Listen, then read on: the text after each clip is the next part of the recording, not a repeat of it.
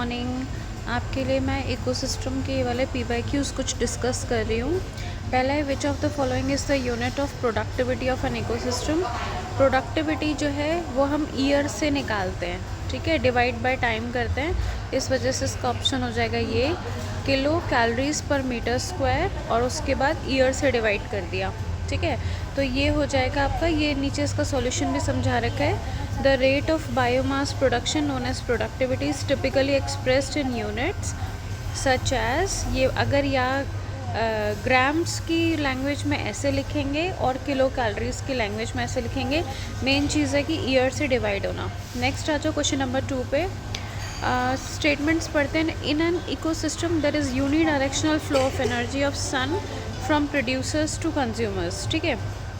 अब प्रोड्यूसर्स से कंज्यूमर्स की तरफ यूनिडायरेक्शनल फ़्लो है, तो ये वाला स्टेटमेंट तो हो गया आपका बिल्कुल correct. Ecosystems are exempted. Exempted का मतलब कि हमने सेकेंड लॉ ऑफ थर्मोडायनामिक्स को ये नहीं फॉलो करता है, तो ये गलत हो जाएगा, ये फॉल्स है।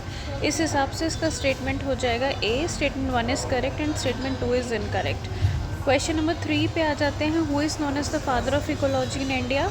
तो father of ecology in India जो है ये हो गए आपका option number D, Ramdev Mishra, ठीक है। ये कई बार पहले भी क्वेश्चन रिपीटेड है, तो आप ये लगा के चलो, बहुत बार आ चुका है ये वाला मिश्रा वाला, आपका 25 में भी आ चुका है और पहले भी आ चुका है।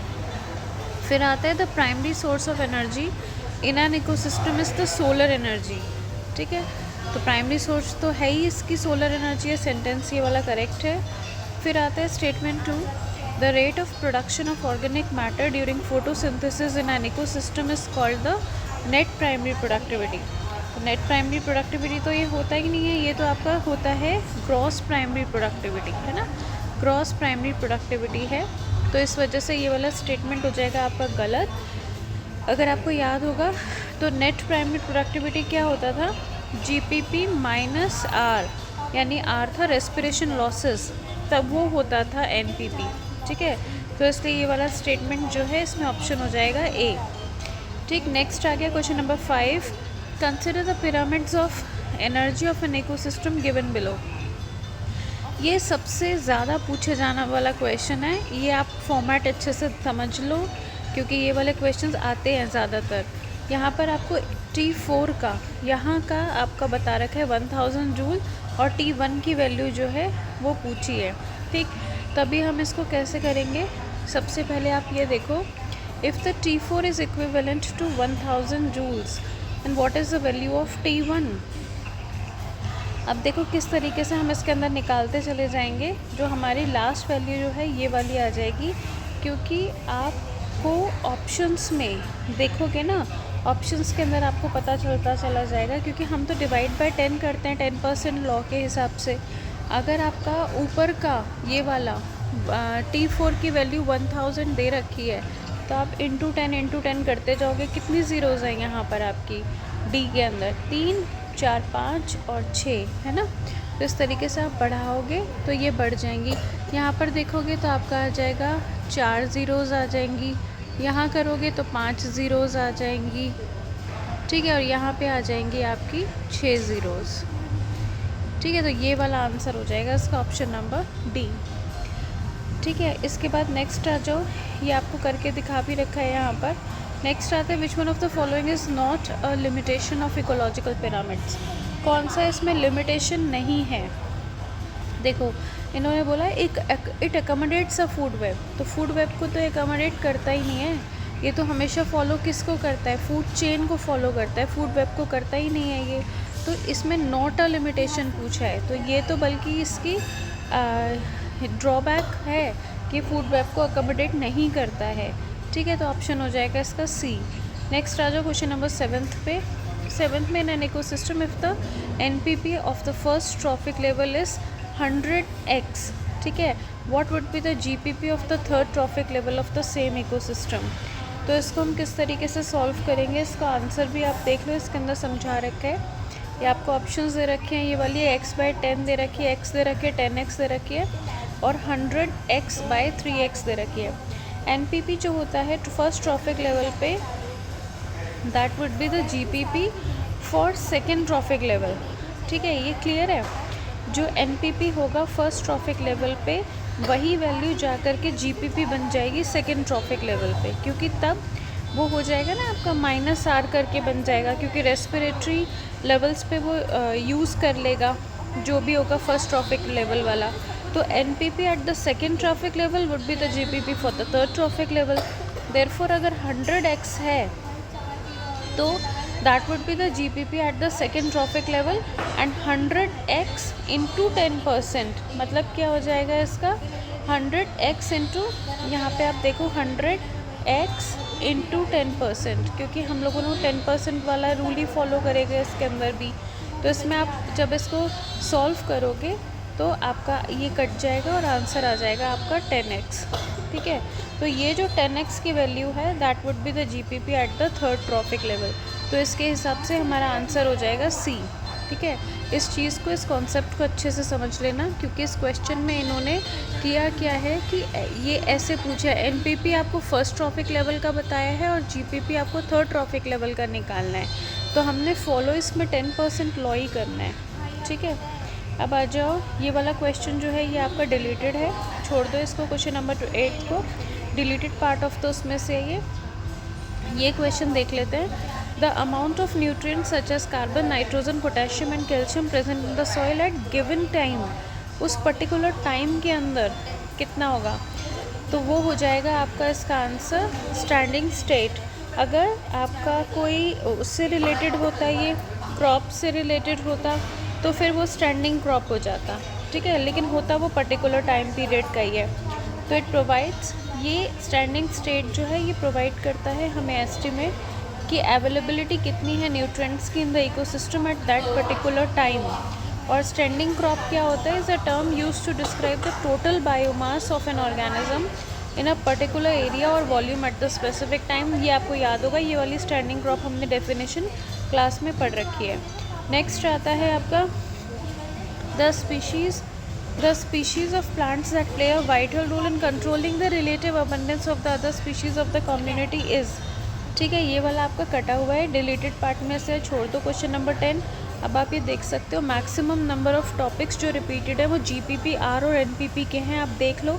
इसीलिए आपको ये वाला मैंने पीवाईक्यूज़ की वीडियो बनाई है, ताकि आप लोगों को ये याद रहे कि यही टॉपिक सबसे ज़्यादा इंपॉर्टेंट है, इसमें ज़रा भी लापरवाही नहीं होनी चाहिए लर्न करने के लिए। In the equation GPP minus R is equal to NPP, तो GPP is a gross primary productivity, NPP is a net primary productivity. R क्या है यहाँ पर, आर है आपका रेस्पिरेटरी लॉसेस। ठीक है, इसके बाद नेक्स्ट आ जाओ क्वेश्चन नंबर 12 पे, आइडेंटिफाई द करेक्ट स्टेटमेंट्स। इस बार यही वाला पैटर्न आने वाला है ज़्यादा क्वेश्चंस का, तो बहुत अच्छे से इसमें महारत हासिल कर लेना ताकि आप लोगों को दिक्कत ना हो। ठीक है, अब आप इसमें ऑप्शन में देखो, डेट्रीवोरस परफॉर्म्स द फ्रेगमेंटेशन। ठीक है, डेट्रीवोरस जो होते हैं वो फ्रेगमेंटेशन परफॉर्म करते हैं, बिल्कुल ठीक है, क्योंकि वही तो पढ़ा था हमने अर्थवॉर्म्स का सबसे ऊपर।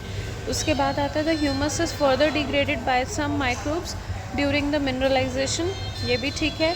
Water soluble inorganic nutrients go down into the soil and get precipitated by the process called leaching, ये भी बिल्कुल ठीक है। The detritus food chain begins with the living organisms, तो ये वाला स्टेटमेंट जो है ये बिल्कुल गलत है, क्योंकि इसको कैरी आउट कौन करता है, सेप्रोफाइटिक बैक्टीरियाज करते हैं। ठीक है, जिसको हम बैक्टीरिया कह लो या फंगस कह सकते हो। ठीक है, तो इसके अंदर आपके ये डेड एंड डीके वाले मटेरियल के ऊपर सर्व करेंगे वो।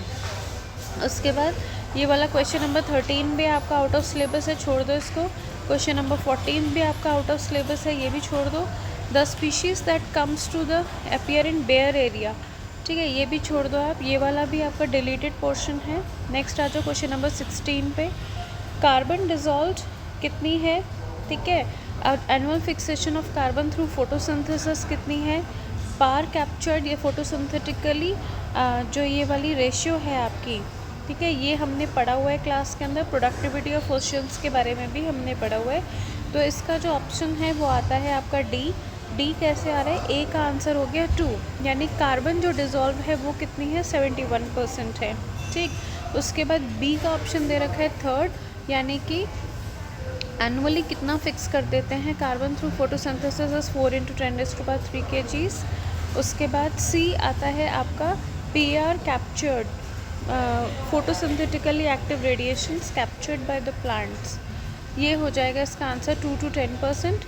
और प्रोडक्टिविटी जो है ओशंस की वो है 55 बिलियन टन्स। ये वाली दोनों डेटा और ये डेटा तो वैसे भी बहुत इंपॉर्टेंट है, बहुत बार पढ़ा हुआ है, बस आपको ये वाली दो चीज़ें याद रखनी है, ए वाले का 2 और बी का 3 जो है।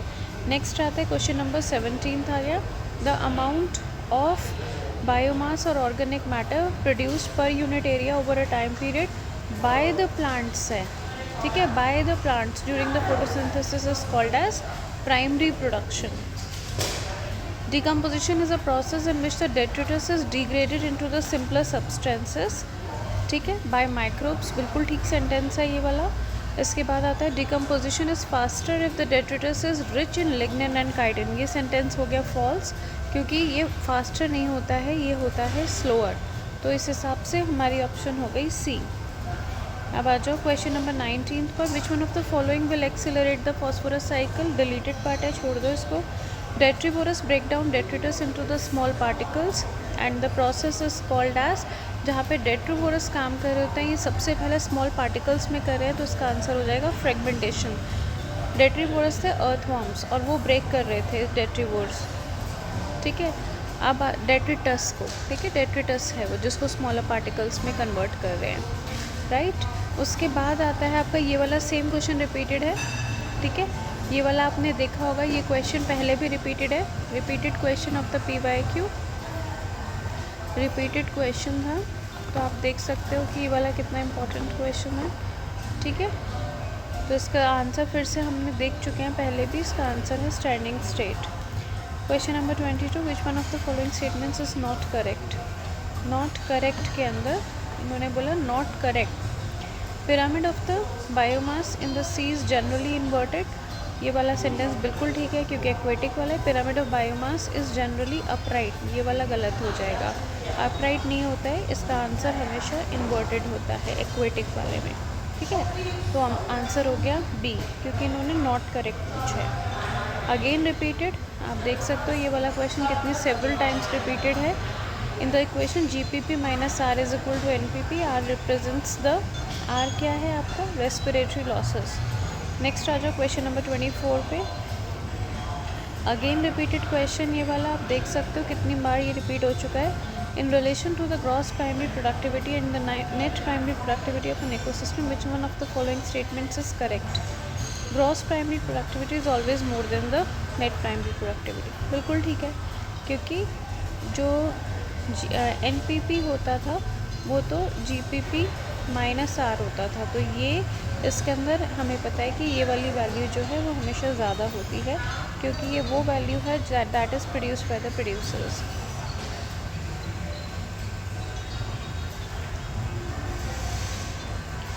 Now match the trophic levels with the correct species examples in the grassland ecosystem. अगर हमें ये वाला मैच करने के लिए बताया जाए तो हम इसके अंदर से ये वाला ऑप्शन देखेंगे, जैसे 4th ट्रॉपिक लेवल है आपका, उसके साथ क्या आ रहा है, और सेकेंड ट्रॉपिक लेवल में कौन है, फर्स्ट में कौन है और थर्ड में कौन है, ठीक है। तो अगर हम इसको ऑप्शन को ट्राई करते हैं तो आंसर में आपका डी दे रखा है, तो हम एक बार डी को अच्छे से देख लेते हैं कि डी में क्या बता रखा है। डी का आपका ये वाला ऑप्शन बता रखा है, ए के साथ जा रहा है आपका सेकेंड, ये वाला वल्चर जो है 4th ट्रॉपिक लेवल हो गया, फिर उसके बाद सेकेंड ट्रॉपिक लेवल में आ गया आपका थर्ड, यानी कि रैबिट आ गया, ठीक है। और उसके बाद फर्स्ट ट्रॉपिक लेवल के अंदर आपका आ जाएगा, बिल्कुल सही है, ये तो ग्रास ही आता है of course, and third trophic level में आ जाएगा आपका क्रो, तो ऑप्शन हो गया इसका डी करेक्ट है। इसके बाद नेक्स्ट आ जाओ, which of the following ecological pyramids is generally inverted. Inverted वाला हमेशा सी का होता है, एक्वेटिक वाले हमेशा आपके इन्वर्टेड होते हैं। निश जो है वो क्या है आपकी, niche is the functional role played by the organism where it lives, यानी कि हैबिटेट जो होती है जहाँ पे वो रहता है उसको हम कहते हैं निश, तो इसका ऑप्शन हो जाएगा C. Question number 28, what type of ecological pyramid would be obtain with the following data. आपको डेटा बता दिया है और इसमें से बताओ कि कौन सा वाला है। इसमें आप देखोगे प्राइमरी प्रोड्यूसर का नंबर कितना है, बहुत कम, उससे ज़्यादा है प्राइमरी कंज्यूमर, सेकेंडरी कंज्यूमर है और ज़्यादा। तो ये कौन सा हो जाएगा, ये हो जाएगा वाटर बॉडी वाला। और वाटर बॉडी वाला हमेशा कैसा होता है, वाटर बॉडी वाला हमेशा इन्वर्टेड होता है। Question number 29, which ecosystem has the maximum biomass. किसका मैक्सिमम बायोमास होगा, तो फॉरेस्ट इकोसिस्टम का सबसे ज़्यादा बायोमास होगा। नेक्स्ट आता है the primary producers of the deep sea hydrothermal vent ecosystems are.